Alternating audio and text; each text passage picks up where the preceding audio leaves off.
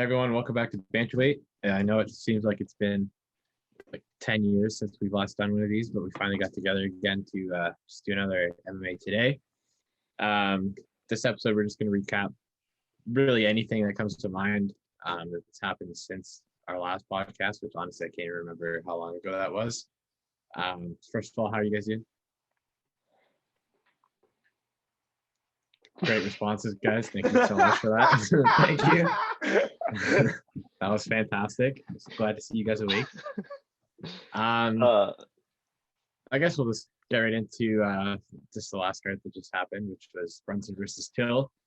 Honestly, it was a pretty good card. It was a lot better than I thought it would be, to be honest. Of course, we started off with the main card with the Paddy Pimblett debut. Looked pretty rough at the first couple minutes. Pimblett just kind of was getting hit a lot. But I mean, what do you guys think of the whole fight?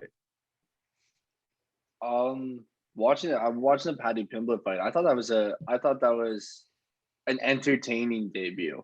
I don't think it showed the best on Paddy Pimblett. He's in a very competitive division, and Vendramini is a great striker, but Paddy's not going to get away in that division walking with his chin in the air as much as he was, and his hands were low, and I don't know. There's confidence and cockiness, and it kind of seemed like there was a bit of air of cockiness to Paddy Pimblett. He still got it done. He still, cut a promo for himself of being the new cash cow after the fight. I think all in all, it was a good debut, but there's obviously things in his game that I think I've seen better from him in past fights. That maybe just the moment he was excited, but I don't think he said that the left hook wasn't anything, but I think anybody can see that was a huge left hook, and Paddy kind of was in trouble for a little bit, but good finishing sequence, a couple good right hands, and I'm a huge Paddy the Baddy fan, so I can't wait to see what that guy does next. Mm-hmm. I do think that the UFC is going to capitalize on him too, in the sense that he just cut that promo, and I think they're just going to jump right in there, especially in a division like lightweight, because there's so much eyes already on the lightweight division with, say, like Conor and Khabib and everything like that. I think they're just going to, honestly, I have a weird feeling that he's going to fight another less known guy, and then if somehow he wins by finish or something, he's going to instantly go top 15, top 10.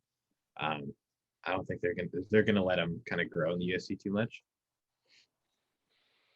Yeah, maybe. I don't know so much about rankings, but I'm sure he'll get a name after he fights someone unknown.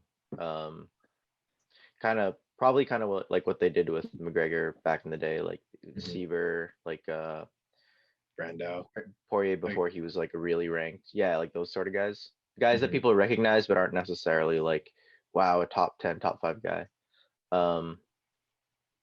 Yeah, I think he's really good, and very good that he got a knockout in his first fight so that he could cut that promo. Yeah. I don't know if he's going to be this guy that everyone's heralding him to be, like the next Ronda Rousey, Conor McGregor, like that sort of UFC's next biggest star, just because I feel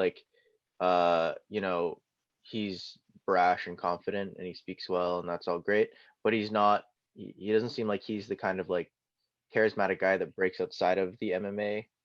I think he'll be massive inside the MMA world. I don't know if he breaks out into mainstream mass pop culture appeal like some of the other people that people are comparing him to. Yeah, with a haircut like that too, it's probably a little difficult to get into the outside world. As long as he has that, I don't think so. He's very funny. He's fun to watch. Funny. Yeah. He's fun to watch because he's entertaining, but in a way that you want to laugh along with him, not so much that wow, this guy, I want to see movies made about him and fucking all these, you know what I mean? Yeah, I find it interesting too that I know in Cage Warriors he kind of went in between the featherweight and the lightweight division, and there's a lot of talk of him actually coming to the UFC to do featherweight. but he ended up going up and going to lightweight, which I thought was interesting. I mean, hats off to him for doing that, because like lightweight's. Sorry, go ahead. Oh, I was just gonna say I don't know if you heard him talk about it, but apparently yeah, and he looked good at lightweight, but apparently the cut to featherweight was something that was always very troubling for him. There a couple times where he didn't know if he was going to have to go to the hospital due to the weight cut and everything like that. And apparently between fights he walks around at 185.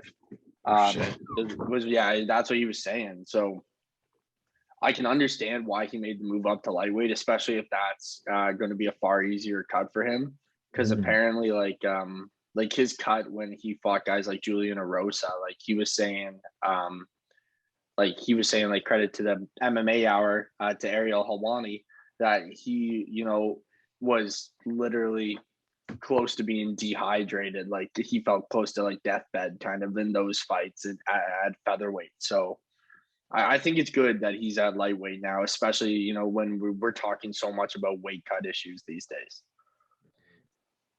Yeah, and I think like how old is he? Do we know offhand? Like 26. Yeah, he's late 20s, I'm pretty sure.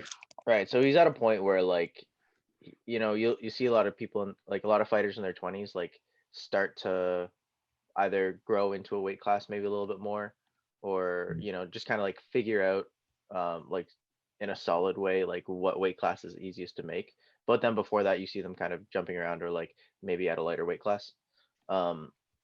So sometimes the weight class that fighters use before they ever even enter the UFC isn't necessarily always a great weight class to gauge where they are by the time they get to the UFC. Yeah. I mean, it's going to be interesting to see how quickly he rises. I mean, he's already got a bunch of stock, just like from the last, it's been like a week of him winning that KO. I'm pretty sure like the UFC posts about him almost every day. So I'm pretty sure they're going to kind of just drive his stock up crazy. But other than that fight on the card, there's an interesting one that I wanted to mention, or just bring up, see what you guys think about it. That was the Khalil Roundtree versus Modestas Bukauskas, mainly just because there's a lot of talk about the whole oblique kick and how that fight ended. A lot of people are saying get rid of it, should be illegal. But most people I find are agreeing that why get rid of it? It doesn't really make sense to get rid of it. Where do your opinions stand on that? I'm kind of the opinion that it's kind of a double-edged sword. And why it's kind of a double-edged sword is because, the oblique kick has caused injuries, but so, has the calf kick. So has like, what was it? The flying knee to Cyborg's husband that like crushed into his skull. Like fighting is fighting, and there's techniques that are insanely dangerous for a myriad of reasons, whether it's force applied, whether it's what's happening. In Pride there was soccer kicks, and and then you look at one and there's knees to downed opponents, and so it's kind of this double-edged sword of, okay, once you let's say we ban oblique kicks, well, then what do you mean? Do we just start banning anything that ends up being an injury? And I know that specifically with oblique kicks and front leg side kicks, there's a huge point for hyperextension on the knee. But I think there's risk for injury with any strike, and some strikes are going to be more detrimental than other strikes. But outside of a strike that is going to guarantee a catastrophic ending for the opponent, I don't think you really can, start banning stuff. It's in somebody's arsenal. It's definitely a devastating kick for sure, but there is ways to avoid it. There's ways that they could, level the playing field on their opponent. So I'm kind of the thing that it's double-edged sword. It's not my favorite technique in the world, and I hate to see what happened in that fight for sure. Like, nobody wants to see what happened there, but at the end of the day, it's fighting, and you're going to get stuff like that with a wide array of techniques used in different ways, right? So, and it's weird I find that it's interesting too that it never was really talked about prior, like in such a huge light. But like fighters like John Jones have always used it. And honestly, you don't hear anybody saying anything after John's fights really about it. It's just the one time that it does finish a guy, I guess. Now it's in the spotlight almost, when it's been around forever. So I don't know. What do you think, Brandon? I'm of the idea that you shouldn't just like Holden said, you shouldn't just make a move illegal because there's the chance of injury. And like you said, people like John Jones have used it for a long time, and it's been effective, but it hasn't had such an extreme result as with Khalil Roundtree. And that's why obviously the discussions are happening now. But they have always happened.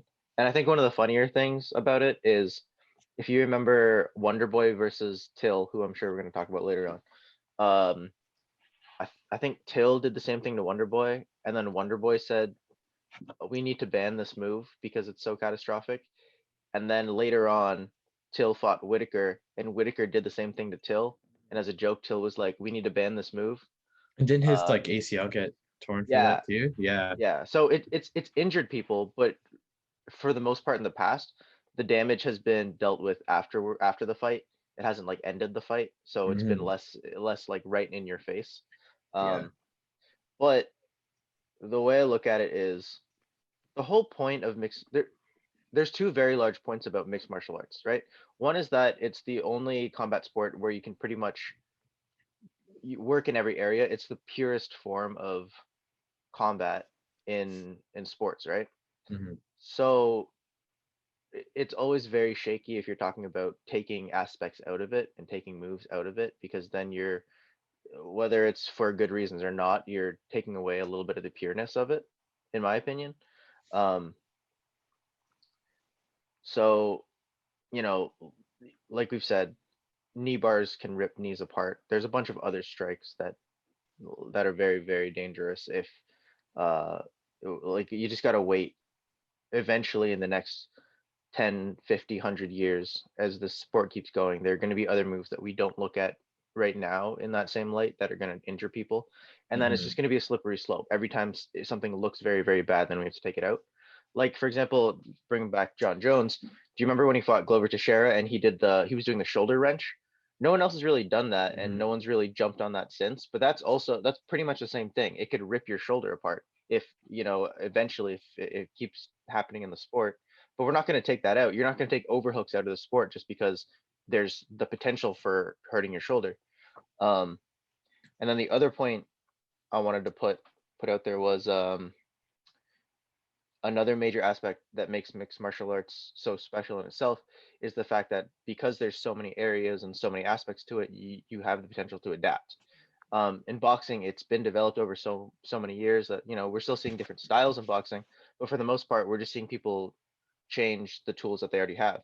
In mixed martial arts, there are probably so many other stances and approaches and everything that we're not seeing too often, but those adaptations need to be made every time something like this comes up. If the oblique kick or kicking to the knee is now suddenly something that everybody has to worry about, then I think what we're just going to see is people figuring out how to adapt their style to it. If people work their stance more sideways, it doesn't totally alleviate the danger of that kick, but it alleviates it to some extent, right? And then, like everything in mixed martial arts, is a double-edged sword. If you turn your stance, you might alleviate the danger of getting kicked to the knees, but then other options are going to open up. But that's what makes the sport so cool, anyways. That whenever you defend something, you're leaving something else open, and like it's always a give and take. Every time everyone tries to develop a style, Yeah, I think for the most part, like I agree with both of you. I don't think it should be banned, because yeah, it does damage, but so does a spinning heel kick to the head. You know what I mean? Like, you're not gonna ban that. So why would ban something like the oblique kick? And then if they did go ahead and ban that, how many fights are going to be like how many points are going to be deducted, how many fights are going to be stopped just because they throw it, even if it's not even like damaging, they just throw it and then the ref's like, all right, no, here's a point, and then I don't know, I think they'll just mess up a lot. It's the first time we've seen like an actual fight be stopped by it for a long time. I can't remember the last time, but personally I just don't think it's as big of a deal as everybody's kind of reporting it to be. But I guess we'll see in the next couple fights. But I doubt we'll even see something like that again, especially after this fight got so like it was like in the spotlight almost, and it got everybody talking about it. I doubt that we'll really see it like that again, but who knows? Yeah, so let's move on. Counterpoint, we might see it a lot more now that people have seen it work. Well, I was actually going to say, kind of like as a devil's advocate, like when leg locks started getting big into the game and more people started doing leg locks in MMA, we kind of have seen this trend of fighters avoiding fighters that do the leg lock, that are, you know, more primarily leg lock fighters and will jump in for leg locks. Like, look how hard it is for Ryan Hall to get a fight. So kind of like devil's advocate to even my original point, are we going to start seeing fighters avoid fighters that primarily use the oblique kick, do you think? No, yeah, I don't think so. I don't know. I have a feeling that it won't be used as much because I think fighters saw the reaction that Khalil got. And like, yes, a lot of the fighters anyways were like, yeah, like it should stay, it should be banned. But I saw a lot of like just media and fans almost like think of his win as not as significant as something else because of the way he finished the fight. So I feel like, I don't know. I feel like some fighters might not want to do it that way because then they're just going to get hated on like always. But I'm not sure, right? I feel like any win via injury is always looked at as like people like with McGregor, with Uriah Hall over Weidman, with like whatever, right? It's one of those things that when there's an injury, people are almost like, well, you didn't beat the guy's body beat himself, almost type of thing, right? Like injuries are always looked at as less significant wins. Yeah, Dustin Poirier still beat Conor though. Anyways, but the problem is like it looks like an injury because the leg is broken, but like if someone got you an armbar and your arm snapped, that's not an injury. Somebody snapped your arm. If someone kicks you in the leg and it breaks your leg, that's not like I get what you're saying. Like that's kind of the perception that everybody has. Like, oh, his leg broke, and like what are the chances of that? But if that's the point, then that's it also admitting that the kick isn't that dangerous if you're calling it an injury. Yeah. You know what I mean? Like it's kind of counterintuitive to look at it that way and then also call for this banning of the move. No, but I feel like it's the technique itself is more common than you think, right? It just doesn't always go in there as like the finishing technique. But you see people use it to gauge the distance, to disrupt their opponent's rhythm, but like it's used fairly often by other people. It's just not done in that way. So I don't know if the kick's gonna go away. And if anything, because it's only the difference now is only, oh wow, I can just put a little more effort into it and make it more damaging. I think it's actually gonna be more common. But then at the same time, I think people will adapt, and then it'll be less common because people have figured it out, and then so on and so forth. I'm just waiting for the Muay Thai. I'm just waiting for the Muay Thai lead leg front kicks to come into MMA. Yeah. I don't think they're like, ever going to make the transition. Like the teep from the front leg? Yeah. Yeah. I mean, it could. Like the thing is, because the stance is different in MMA, like people can't. Like the distance is different, obviously, because you have to be scared of the takedown, and like there's all these different intricacies when you add grappling to it. I think the thing about the front leg teep is that it's mostly used to like meet someone when they're coming in, right? Like you see a lot of in Muay Thai, especially, it's when people step in, they meet that kick to the chest and they go flying back, like it's like they clash. No. I'm talking about the front leg kick to the top of the knee.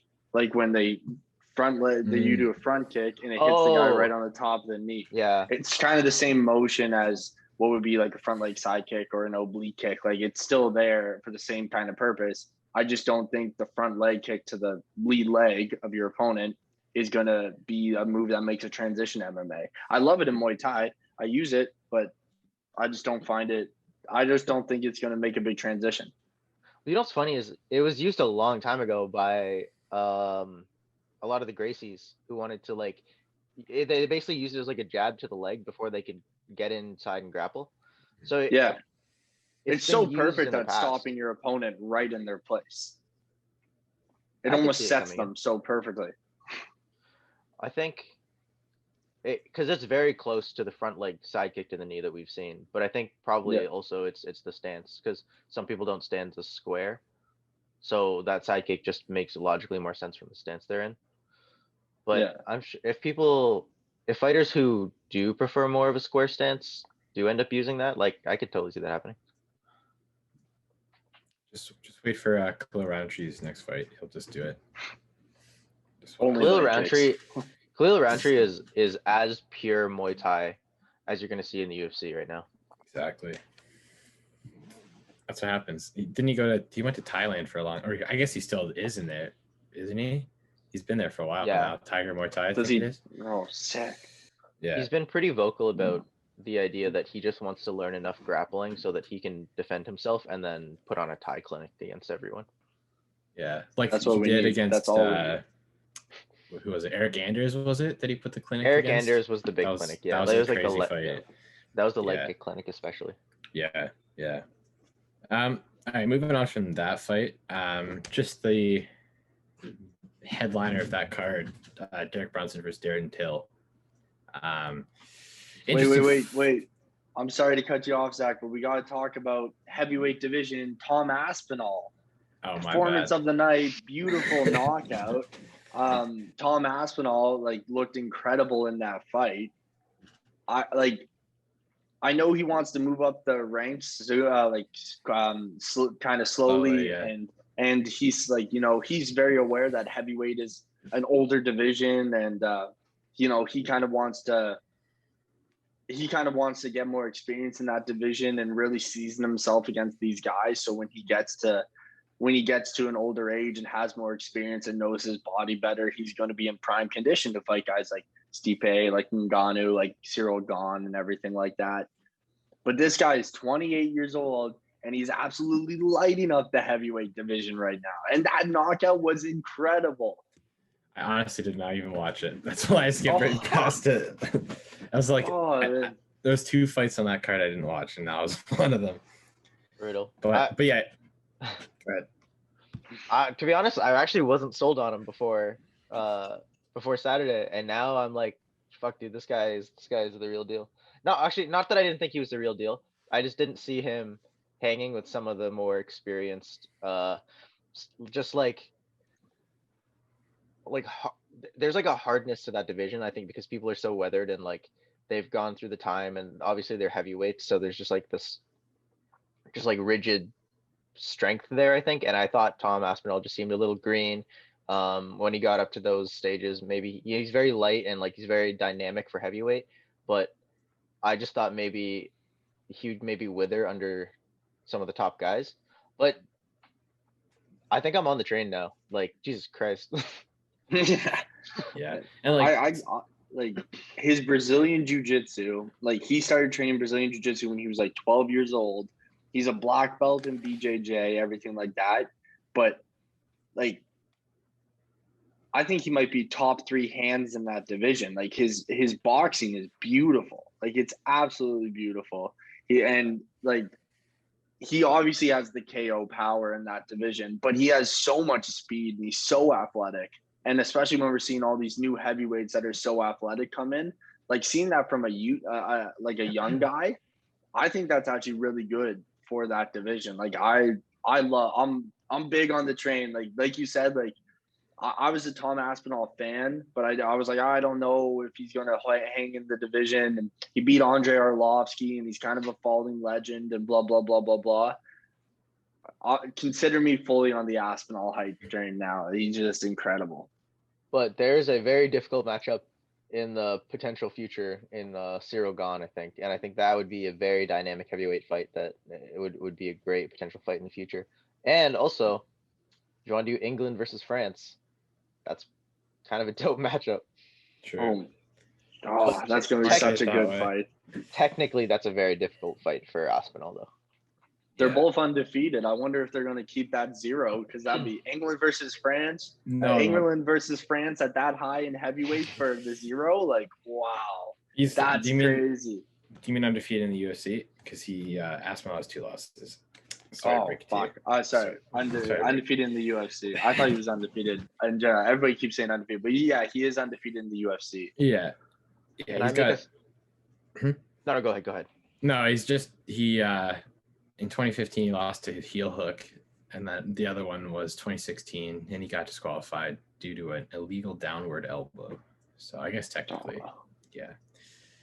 Anyways, go ahead. Okay, I'm going to segue with this. So, big man. The thing with Tom Aspinall is, as he gets to the top of the division, he trains with Darren Till, right? Yeah. So, a lot of the criticism I've seen of Darren Till lately, and the reason I think that there's been so many UFC fighters who've reached out and said, like, hey, I can help you, come train with me, is because Darren Till's camp, it's pretty much him, Tom Aspinall. That's it. And then, not a lot of other high-profile fighters. I'm sure they're very good professional fighters in that camp, but it seems like a camp where the two of them are very much at the top, and they're probably just wrecking everybody else in the gym and being the hammer and not so much the nail. Mm-hmm. Tom Aspinall, when he gets to the top, is he gonna kind of follow that same train? Because as we just talked about, like, he's in a division of like smashers, and if he's not training with those same kind of guys, is there going to be a ceiling that he hits if he stays at that camp, as we've kind of seen Darren Till also do? I don't know about that, because there's gaps in Darren Till's game that I don't think are in Tom Aspinall's game, especially because Tom Aspinall has such a high degree of grappling pedigree. Mm-hmm. But also, like, Team Carbon, I don't know, it's KAO, it's weird. But they train incredibly hard, which I actually think benefits the heavyweight division even more, because we talk about these withered, experienced guys, and if you're doing, intense full sparring all the time, like, he's getting that experience. Maybe he's not in 5-round wars, he's beating guys in the first round, he's not in 5-round wars in the UFC, but in the gym he's getting intense full-on experience. And like, we've seen Darren Till outside of camp gets to something like 215, 220 pounds, right? So he's up there in weight, and we know that he comes forward and trains fucking hard. So, like, I think Tom Aspinall gets better benefits from that camp than Darren Till does, if I'm being honest. My thing is less that the training isn't good and like the intensity of the training isn't good. Those I think are fine, and I think those are probably great because he's at a high level camp. What worries me is that he's not getting enough looks and diversity in the camp. Like, if you go into I don't know, this is a bad example, but let's say you go into like a general striking gym, right? And they practice all sorts of striking, but all the good guys, all the top tier guys are only boxers. Then you're going to go in there and you're going to get really good at fighting one style, and you're going to get a very high level striking style, but it's going to be very one dimensional. It's going to be able to take care of one thing. Because you're fighting the same guys with the same style over and over again. Whereas, you go to like a super camp, like an AKA, an alpha male American top team, you're going to be like, there's going to be looks all over the gym. If you're going to go train with Joanna, she's going to give you a completely different striking style than if you go train with Poirier, which is going to be very different than if you go to Masvidal, very different than if you go to Horiguchi. American top team especially, there's like a billion different top Yeah. fighters with their own very, very specific style, and you get a taste of everything so that you're prepared for a little bit of everything. With Darren Till and Tom Aspinall, if they're the only two like consistently high level fighters at the gym, they're going to get very, very good, but they're going to get very, very good without the what if this, what if this, what if this, what if this. You know what I mean? Yeah, but I would counter that by saying, especially in that division, look at the success of Cyril Gahn. And Cyril Gahn, it was him and Ngannou, and now Ngannou's left that gym. There's really no other fighter in that gym other than Cyril. So when you look at that gym and you look at the success he had, he's now the interim heavyweight champion. He's only spent 3 years in the sport. Now he's the interim heavyweight champion. What looks is he getting? Because to your point, where's his technical, diversity of looks and competition in the gym? But he's at the top ranks of the heavyweight division.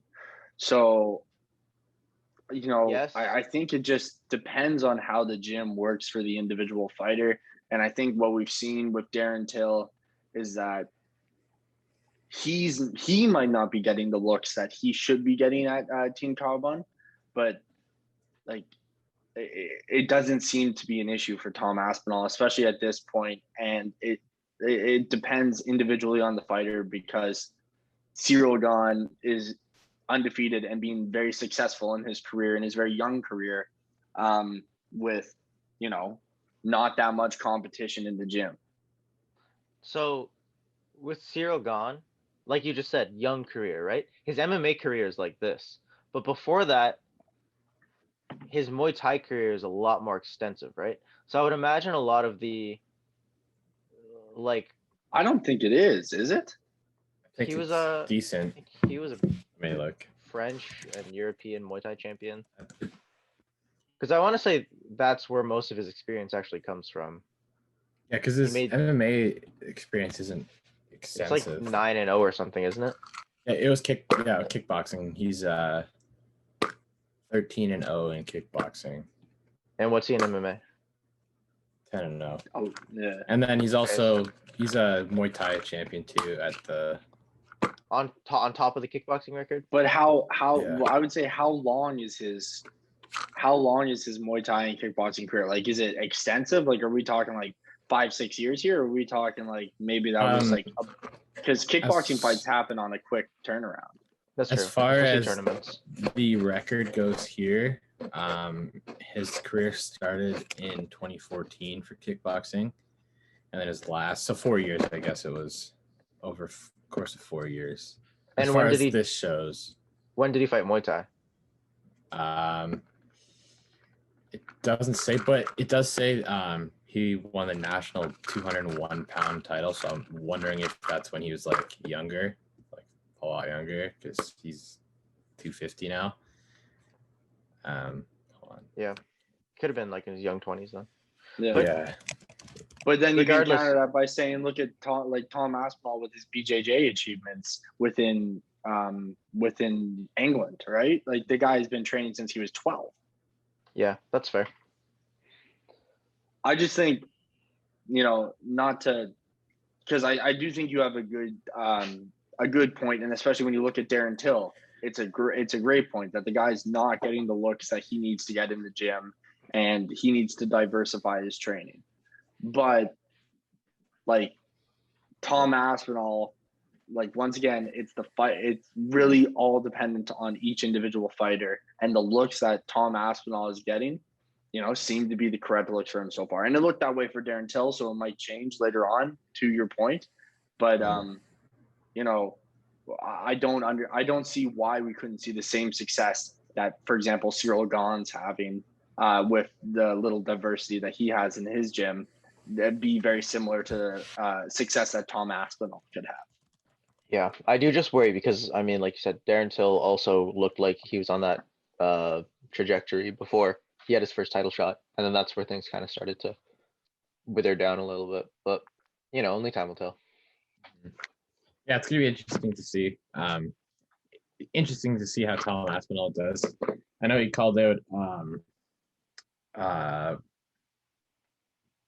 oh man, what's his name? I like that he's taking it slow. I don't remember exactly who called it either, but it was a smart call out. Like it wasn't like I'm gonna fight number Blagoy. one right now. What's his Yeah. name? Bogatinov? Ivanov's close, but Ivanov. Oops. yeah. So that'll be interesting to see that fight because Ivanov's pretty good. But yeah, and then it's also going to be very interesting to see where Darren Till goes after this. I think he takes a break. I think he kind of works on his wrestling, just ground game in general.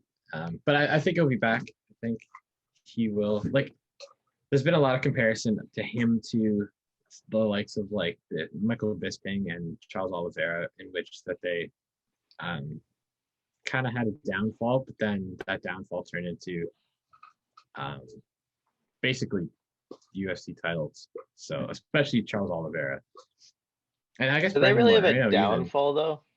Downfall in the sense of just not being very like successful. They like, had bad skids at points in their career. Yeah, but it was like it was like a rough way to the top. Like Darren Till's almost kind of like this right now, and then he's gonna try to get his way back up. You know what I mean? Like I don't think but like or Oliveira ever had a title Bisping kind shot of had before. that. Bisping kind of went right up to like top 10 area, and then kind of had that road where he was like that. Yeah. And then Charles Oliveira, like especially when he was in featherweight and like he was like fighting guys like Felder, like, leading up to the Felder fight because that was his last loss. You know, he didn't look like he definitely didn't look like if you told me at the Felder fight that guy was going to be a champ one day, I'd be like, no, because you watch that Felder fight, and though I'm a huge Paul Felder fan, like it literally looks like it looks like Charles Oliveira is winning, and then just stops, and then Felder takes over.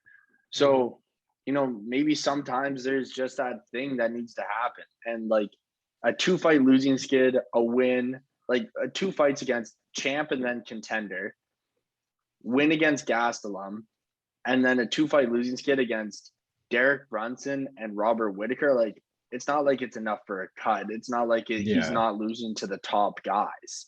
Mm-hmm. So he just, like, I think he just needs to find something, and hopefully he finds the same thing that Bisping found and that Charles found, right? So. Mm-hmm. Yeah, it'll be interesting. And then on the other side of that, Brunson, who I find isn't getting enough credit, just because a lot of people are just talking about the Darren Till thing, just talking about what we were just talking about. But man, he looked good. I think it's going to be interesting to see the Brunson Izzy too if Israel ends up beating Whittaker. But yeah, I think he definitely looks better than he has, which is cool. It's blonde Brunson, man. That's the thing. Yeah. I think he needs one more fight. I think he like beating Darren Till is a great thing, but one, Darren Till's coming off a loss to Whittaker, and 2, Darren Till is number 7 ranked. So we always talk about beating top 5 guys. I'd like to see him fight Cannonier, and then get that win. And then there's no question that he deserves the next title shot. And like, Izzy and Rob still need to fight, and that's gonna take a while because of all the COVID stuff going on there. So I think Cannonier is the next big thing for Brunson. You could do I know Vettori and Costa are coming up soon. So if they wanted to, the winner of that versus Brunson for the number 1 title or the number 1 contender spot. But they're both like Vittori's coming off a second loss to Izzy. So if let's say he fights Brunson and then wins, like what, we're gonna get a 3rd fight? Like, no, that one doesn't make any sense because Izzy has 2 wins against Vettori. And then Costa was dominated by Izzy. And then he gets 1 win against Brunson and he's back in the title. Like, well, he'd be getting a win over Vettori too. They would both so like if Vettori beat Costa and then beat Brunson, that's a good argument. Those are the 2 top guys, I think. I get what you're saying. Yeah, that makes